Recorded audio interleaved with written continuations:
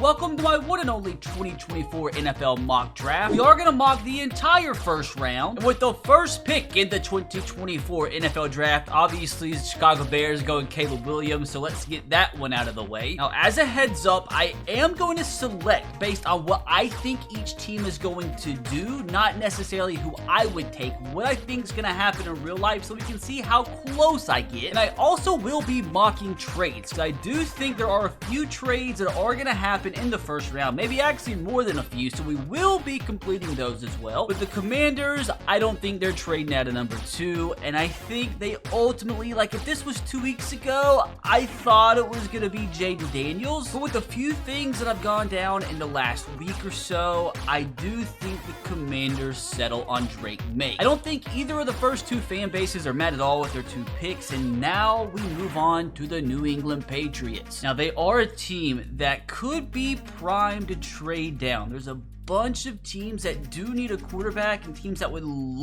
absolutely love to trade up here for Jaden Daniels.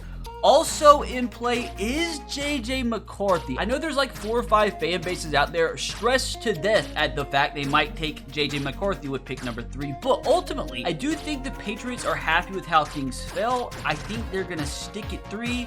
And I do believe they're going to go ahead and select their quarterback of the future, Jaden Daniels. So Caleb Williams, Drake May, Jaden Daniels go 1, 2, 3. That's not really unpopular. I just think this is how things are going to fall on Thursday. Now with the 4th overall selection from the Arizona Cardinals, this is where I think things get kind of juicy. They very well could just stay at number 4 and select Marvin Harrison. I mean, they could even go Malik Neighbors here. Heck, they could go offensive tackle. But I do think this is the first trade of the 2024 draft, as the Cardinals is going to trade down with a team trying to select a QB, and you would expect the 4th quarterback off the board's probably going to be JJ McCarthy. I mean, maybe a shocker could happen and somebody trade up for Bo Nix or Michael Penix. I think JJ's going to be the pick, but the question is which team? Now, if the Giants do love JJ, they could trade up a few picks to make sure the Vikings, the Raiders don't trade up. I really don't think the Broncos are in play. They just don't have that much ammo. I think the most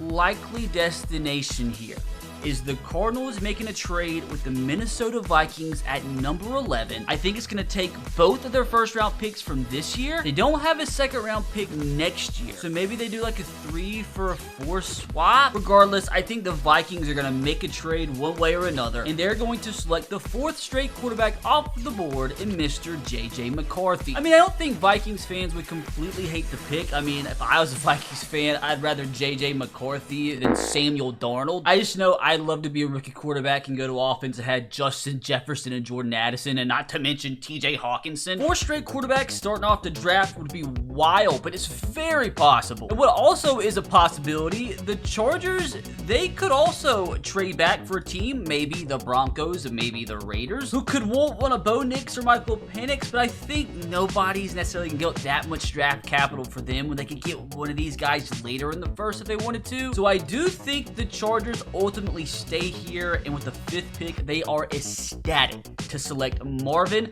Harrison Jr. And you know who also is ecstatic at that? Justin Herbert. Now, with the 6th pick, we have the Giants, and I think Giants fans are salivating at the thought of taking Malik Neighbors or Rome Odunze. They wouldn't have to deal with Darius Slayton being their wide receiver 1 for another season. And this is freaking tough, dude, because you really could make a valid argument for taking either of these receivers here. Like, I think like the coaching staffs out there in the NFL are probably split on the rank of these 2 guys. I've heard there's some organizations out there that actually have Rome Odunze as their number 1 receiver, but I have also heard the same thing about Malik Neighbors. The truth of the matter is, I would be shocked if the Giants didn't take Neighbors. I think that's going to be the pick, although this is the one I'm the least confident in so far. That brings up my Tennessee Titans at number 7, and honestly, I could see us trading down because we need some draft capital. We really could use a 3rd round pick. Like, we only have 2 top 100 picks in a team that does not have a lot of depth. But with Joe all on the board, I do think they stick and pick here. This has been the most popular pick for the Titans in every mock draft for the past 16 months, it feels like. But there's a reason for that. It makes too much sense. Left tackle position, oh my gosh, was like historically bad last season for the Titans. Our left tackle who started the season and led the NFL in sacks allowed, and the guy that replaced them for like the last 5 or 6 games, ended up in 4th most sacks allowed. So it's never good when 2 left tackles for you finish top 5 most sacks allowed in the league. Not good. So Joe Alt's gonna fix that problem. That brings the Atlanta Falcons to pick number 8, and I think this is where we do see the first defensive player off the board. And honestly, I think it's a very, very big possibility they take one of the edges, either Latu or Dallas Turner. But I think the best defensive player in this year's draft is Mitchell from Toledo. At Senior Bowl, the guy, nobody could get open against him. It was ridiculous. Roman Wilson did it at the very end of practice in a one-on-one, but in live reps was insane. I think he's going to be a Sauce Gardner type. Going to enter the league as a rookie and be absolutely locked down from game 1. I think the Falcons see that. They're going to take him, and I think this is going to be a beautiful pick. And that brings us to the Chicago Bears, who did take Caleb Williams with pick number 1, so you would think they'd want to pair him with the receiver here. Maybe they could even go Brock Bowers, although they do have Cole Kmet. But if you also see, this team only has, after this, 2 picks in the draft, so I think this is a prime spot where the Bears could trade down to either a Broncos or the Raiders, who also need a quarterback. And with it only being a few spots, it wouldn't take way too much, and honestly, I think it ends up being the Las Vegas Raiders to trade up. And they are trading up for a quarterback. They'll probably take their 2nd round pick and maybe like a 5th from next season. We're going to force this through, and the Las Vegas Raiders are going to select either Bo Nix or Michael Penix Jr. And honestly, I think they go with Michael. That's a tough one, dude, but I mean, the medicals have apparently checked out. Teams aren't way too worried about his health, although he's had about 76 surgeries throughout his college career. I don't know, dude. I just feel like this one makes sense. I mean, he's very, very experienced, not like Bo Nix isn't. Bo Nix has played college football since I came out my mother, but I don't know. I just think Penix is the pick here. Now, that moves us to pick number 10, the New York Jets. Honestly, I don't think they pass up on Brock Bowers. This has been a hot spot for him to be selected in a bunch of mocks that I've seen out there. And I think there's something to it because that offense right now got Garrett Wilson and a plethora of other pretty talented receivers, but you pair Aaron Rodgers, Garrett Wilson with a potential Travis Kelce type player. I think this is insane for Brock Bowers to go number 10. I'm telling you, I saw, like, this is probably the best tight end prospect I have seen in my lifetime. So for him to fall to 10 just shows you how much talent is in this draft class. I think the Jets would be ecstatic with this selection. Now we have the Arizona Cardinals, who did drop down from the 4th overall selection, where they probably were going to take Marvin Harrison. But now, dude, they dropped all the way down, and they get Rome Odunze, who could possibly be the number 1 receiver on their board. And they get him at 11. They picked up an extra 1st-round selection, and they still got themselves a number 1 receiver, which Kyler Murray desperately needs. Honestly, dude, I think the Cardinals and Cardinals fans would be ecstatic at this situation. Moving on to 12. Honestly here, dude, I don't think they take a quarterback with the 12th pick. Like, they just traded for Zach Wilson. They already have Jarrett Stidham. Like, is that a competent quarterback room? Probably not. But, like, I think they feel like they might, well, they probably actually can't get Bo Nix because they have pick number 76. That's probably like a Spencer Rattler territory possibly with 76. But I still don't think with the amount of needs they have, they know they're not going to win now. They think possibly they're going to be the worst team in the NFL this year, and they could take a quarterback with pick number 1 next year. And best player available at this point, dude, I think is Latu from UCLA. Absolute monster, has medical issues, but again, seems like teams aren't really worried about it. I mean, most skilled pass rusher in the draft, and I think the Broncos just need best player available, and I think they get that here. Now, with pick number 13, the Bears are so mad that Rome Odunze went. Same time, I think they're also ecstatic to select Byron Murphy Jr., arguably best defensive player in the draft. Like, I know I said Mitchell from Toledo, but at the same time, there's smarter people than me out there that think he's the best player available on the defensive side of the football. I mean, he's a candidate for them to select at the 9th pick if they don't trade down. So trading down, acquiring a few more picks, while also getting the player they might have already taken at 9.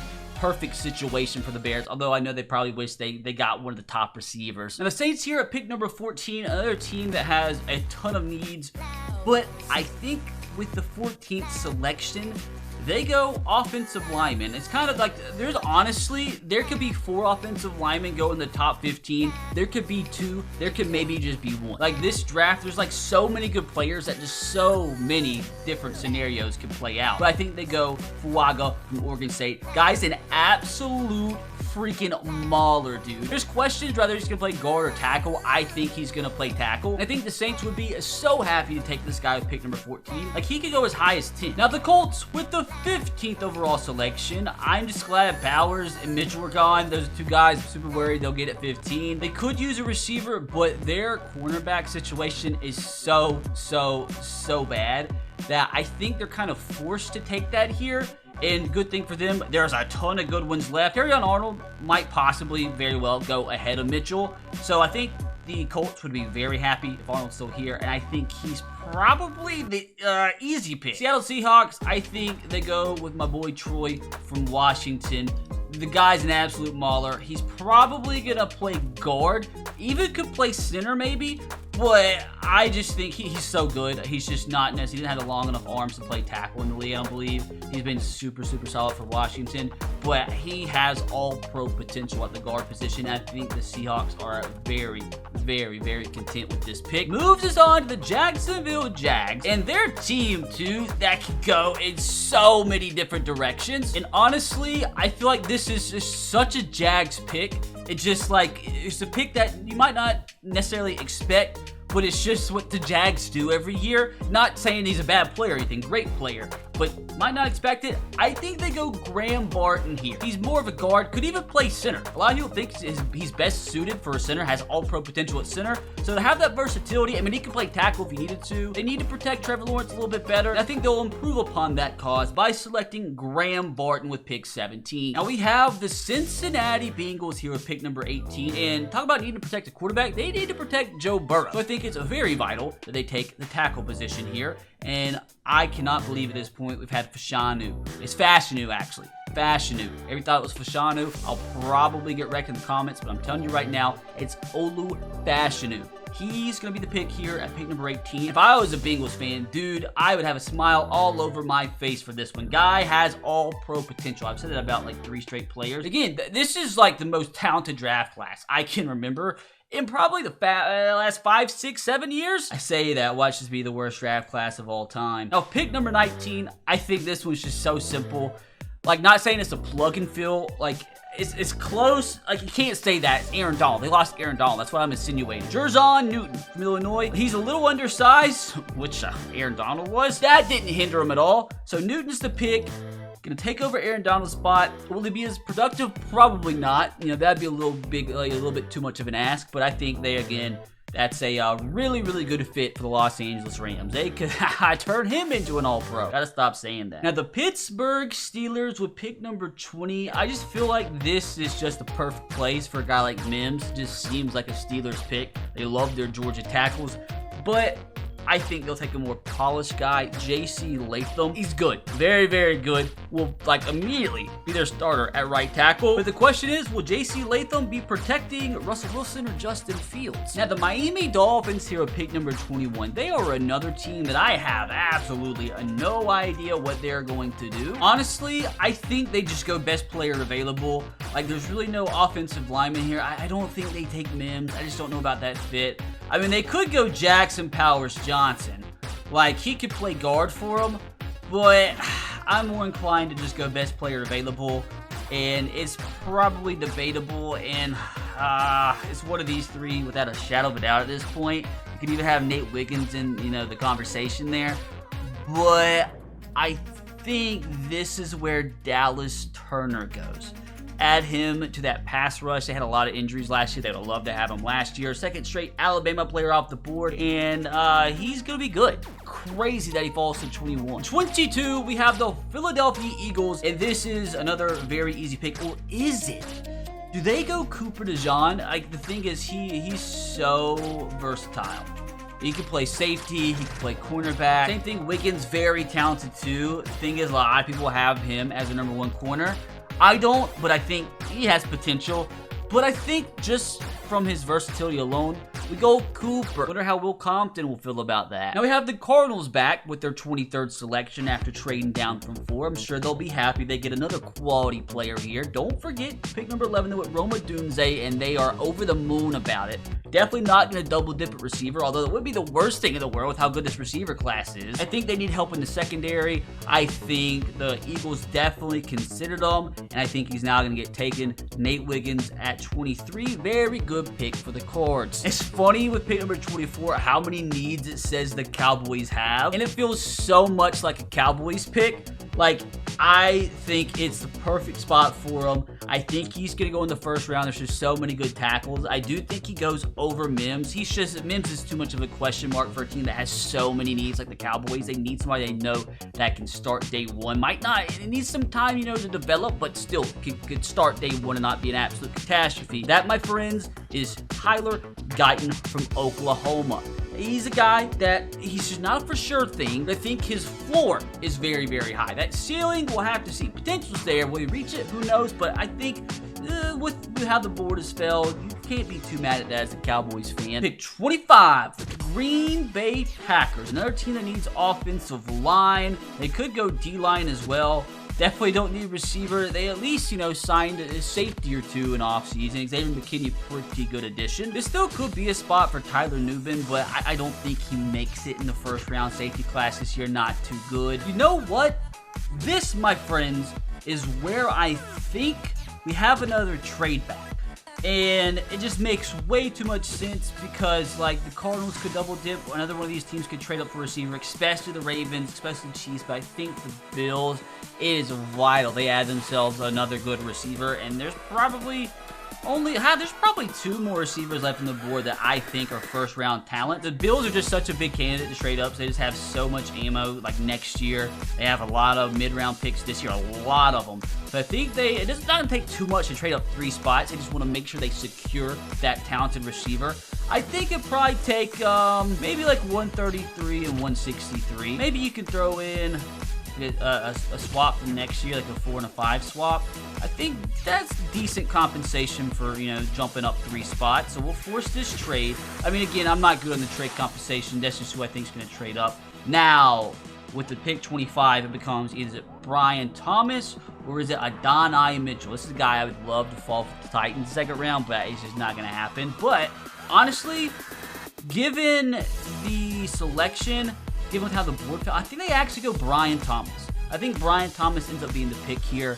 And again, it's hard to differentiate between the two. Both very talented. It's pick your poison. Now, this is a pick I absolutely love. Number 26 Bucks, a team that has a ton of needs as well. It's actually, this is a lot tougher than what I thought.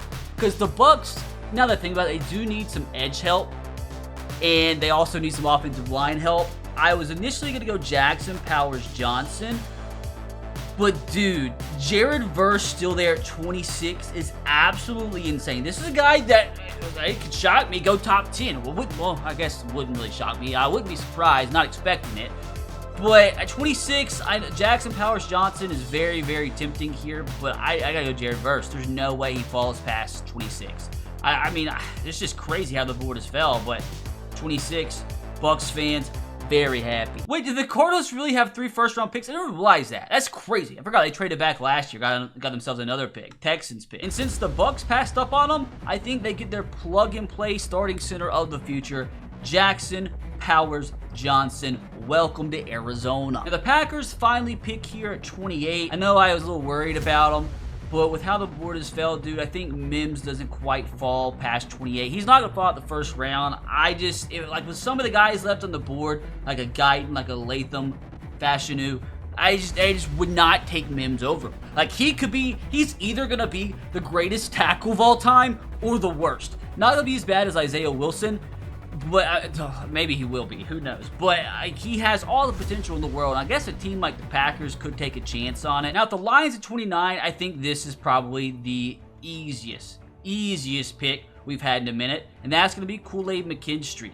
They need help in that secondary. McKinstry, man, I honestly, before the year, thought for sure he's going to be a top 15 pick. He got a guy outshined this year by Terrion Arnold, But again, he's a guy who has so much potential, and I think Lions are very lucky to take him at the end of the first. Now, the Ravens, they always need a receiver. Like, that's just not a question. This could be a landing spot for a Chop Robinson. Maybe even the fella out of Missouri, Darius Robinson, makes a lot of sense here too. Why is he so far down the board? That's weird. But at 30, I think that with the players left on the board, Mitchell is a for sure first-round player. I think he'll be a great deep threat in that Ravens offense. This is one of those things where I feel like I would take a receiver here without a doubt, but the Ravens might have other plans. I just don't think there's really... I mean, I guess you could see a Zach Frazier play guard or something. Maybe Jordan Morgan, actually. Oh, he wasn't in my frame of mind for this pick. Jordan Morgan actually makes so much sense here, especially with the signing. They're going to run the ball a lot. They could get a good receiver in later the second round, too. You know what? I like that pick more. I think Jordan Morgan, we take him at 30. I think a few Ravens fans will be a little salty we didn't take Adonai Mitchell, but that's just such a Baltimore Ravens selection. With the 31st pick, this also is going to be a major San Francisco 49ers selection.